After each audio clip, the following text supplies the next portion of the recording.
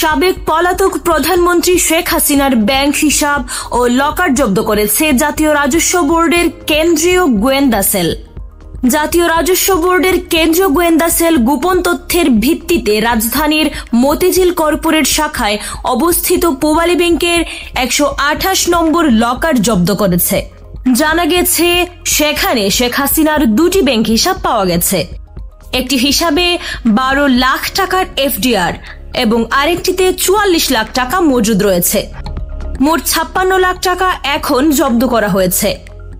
এই অর্থ উত্তোলনে নিষেধাজ্ঞা জারি করেছে কর কর্তৃপক্ষ। এনবিআর এর কর্মকর্তারা জানিয়েছেন, লকারের ভেতরে স্বর্ণালংকার সহ আরো গুরুত্বপূর্ণ নথি থাকতে পারে, তবে তদন্ত শেষ না হওয়া পর্যন্ত বিস্তারিত জানানো সম্ভব নয়। উল্লেখ্য, গত বছরের 5 আগস্ট ছাত্র জনতার অভ্যুত্থানের মাধ্যমে আওয়ামী লীগ সরকারের পতন ঘটে।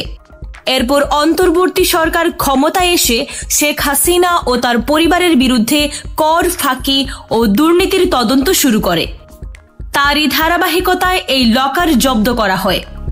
বাংলাদেশের রাজনীতি ও দুর্নীতি তদন্ত নিয়ে এমন খবরের আপডেট পেতে আমাদের সঙ্গে থাকুন। BGN TV 24, সংবাদ যেখানে, বিশ্বস্ততা সেখানে।